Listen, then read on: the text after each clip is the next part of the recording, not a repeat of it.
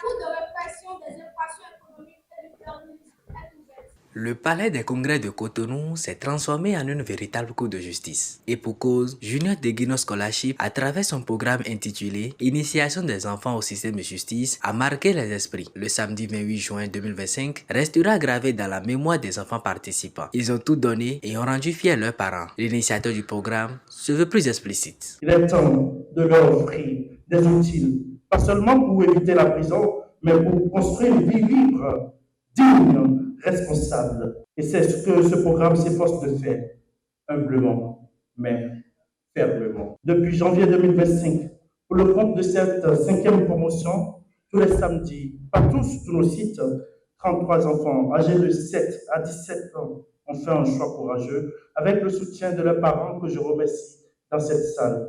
Ils ont appris à leur rythme. Avec leurs mots, leurs doutes, leur silence et leur curiosité, ils ont écouté, posé des questions. Ils ont découvert des réalités que beaucoup d'adultes ignorent. Les conséquences d'une fausse accusation, les ravages du harcèlement, les frontières entre bêtises, fautes et infractions, surtout dans l'espace numérique. Les modules cités par Junior Deguino ne sont qu'un aperçu de l'immense bagage que les enfants ont acquis. À l'heure de la démonstration, ils n'ont fait de cadeau à personne. Monsieur Ko, comment votre fille s'est-il retrouvée impliquée dans la formation proposée par Monsieur Stéphane? Il a vu sur TikTok et sans vous mentir, moi-même j'y étais intéressé, je voulais même m'inscrire.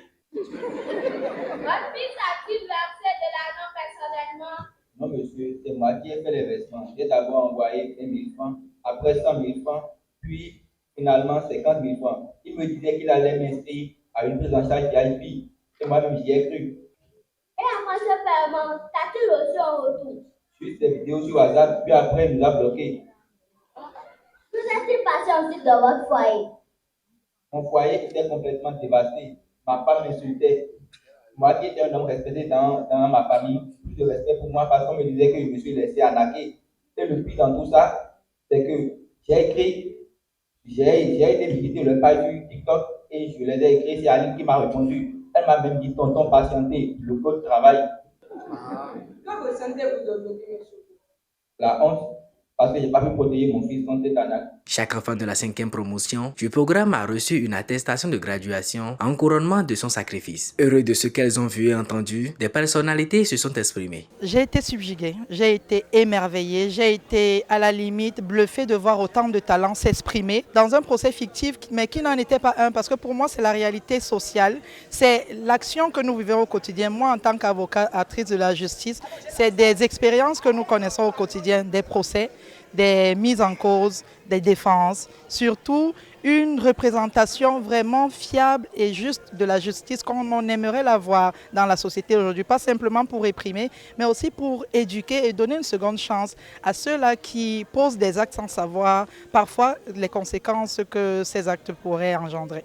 Cette initiative est simplement à soutenir et à promouvoir dans tous les États du monde, si cela était possible. Aujourd'hui, nous sommes à Cotonou. Je souhaite que demain, nous nous étalions dans tous les pays d'Afrique et pourquoi pas dans le monde.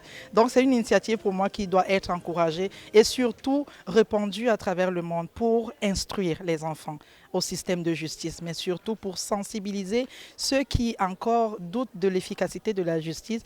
J'encourage vraiment l'initiative et j'invite plusieurs personnes, j'invite les parents à orienter leurs enfants dans ce sens-là. Félicitations d'abord à mon gars sûr, à mon élément Junior Deguino, parce que c'est à cause de lui que je suis là. Félicitations à lui. Félicitations à toute l'équipe qui était derrière lui. Et félicitations à l'équipe qui l'a accompagné, qui l'a soutenu. Félicitations à tous ceux-là. Les enfants sont l'avenir, dit-on.